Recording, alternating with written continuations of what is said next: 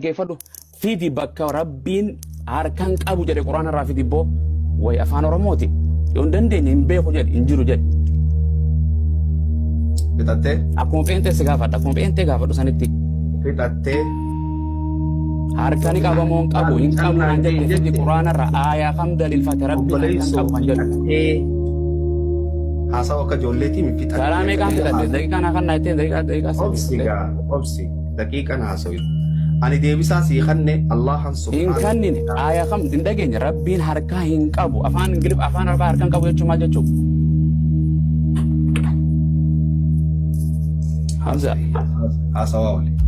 Haasawa oli hin qabdu jechuu. Akka ijoolleetti haasawa oli yoo arrabsoo fi dhufne beekumsa waa sirraa baruufi waan gaafii ummata dura teessee. Harka rabbiin kiristaaninu islaama dhiisi kiristaaninu rabbiin harkaan qabu hin jenne. Ati rabbiin harkaan qabu jette aayaa kam daliilfatte rabbiin ani harkaan qabu kan jedhame. Rabbiin harkaan hin wasafamu barbadeessa. Aboo rabbiin harkaan qabu yadullaahi maqluulatun jedhan qullati aydi rabbiin bakkee rabbiin okay khalaqtu biyyadee aadam maaliin uume rabbiin maaliin uume. Rabbiin maaliin uume.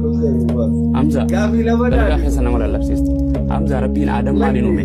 Tuni gaafii lamadaati. Gaafii narraa dhiqee baltamuun isa taate. Gaafii maal siraa qabdala kiyya deebisa kanaa kan aayaan dubbisa Hamza. Deebisee bar. Deebise. Suuraa kami aayaa kaminaa kan rabbiin harkaan qabu kan jedhu. Suuratu suuraa aayata kudha takkaa deemii banii naa hiiki. Rabbiin fakkii hin qabu harki fakkiidha. Harkaan qabu kan jedhu kallattii si gaafadha. Kallattii si gaafadha. Rabbiin fakkii hin qabu. Waan kallattii fudhataa miti rabbiin ani harkaan qabu. Fiidi yayya dubbise afaan arabaatiin harkaan qabu kan jedhu dubbise quraanarraa. Leeysa kamithlihi shay'un. Maal leeysa jechuun harka jechuudha. Intaale jechuudha. Harkaan siin jedhe harkaan qabu kan jedhu. Bar harki fakkii siin jechuun jira bar afaan oromoo beektu. Okay waan siin jedhu fakkeenya harreen miila ni qabdiimi. La hawla wala quwwata saboo abbaa harree fi. Yaa Hamza dhaggeeffadhu harreen miila ni qabdiimi.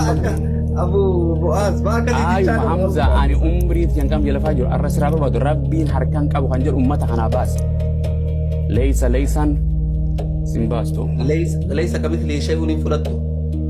Niin fudhadha aayaa quraanaati ebbo. Maal jechuu? Rabbiin uumaman fakkaatu jechuun miilli kiyyaa harka kiyyaa irratti tokko miti. Harki uumamaa miti. Waan si uumaman fakkaatu.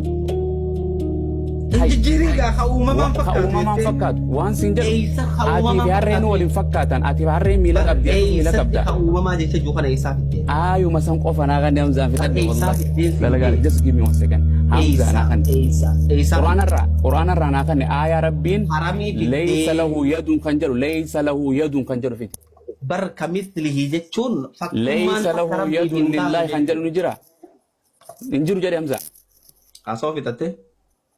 Gaafii tiyya baqachuuf deemta Abu Mu'aaz. Gaafii ta'e hanqa biyya lafaa jiru baqatuun jiru Hamzaa. Loojikii kan kee loojikii Wallaahi wa billaahi baqataa jira. Kakachaan akkaan meesii dhiira jedha rabbiin leeysa lahu yaduun kan jedhu quraana irraa fideeti quraanatti bar leeysa kamithlihi shay'un jechuun maal jechuudha? Leeysa kamithlihi siin jedhe yadi kan jedhu yadi afaan arabaa.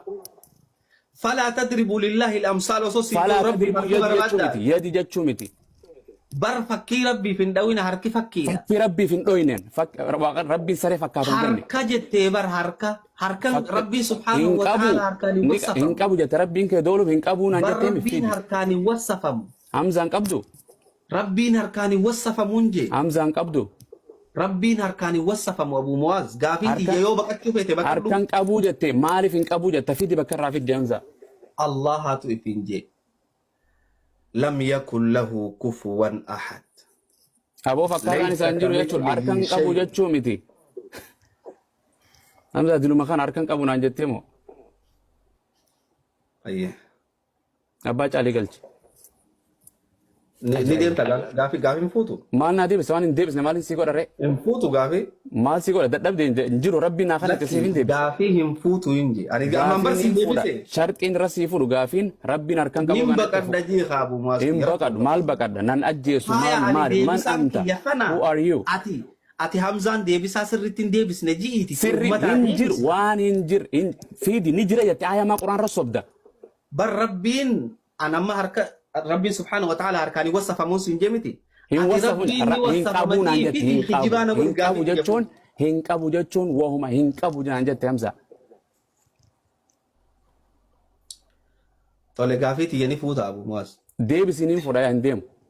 Barsii deebisee leeysa Aayaa kamithlihi naafan shay'un leeysa kamis wahuma harkan dubbatu fakkiidha. harkan jedhu leeysa Rabbiin lahu yadun fakkiidhaan hin lillahi laalamu leeysa lii fakkiidhaan yadun hin kan jedhu hin godhamu jiru. obboleeyso.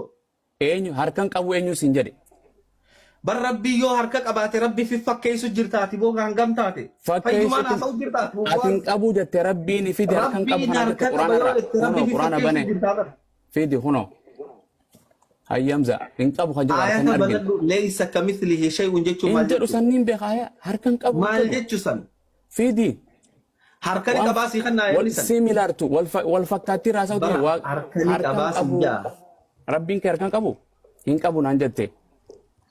Allahan subhanahu wa ta'ala harkaanii wasafamu.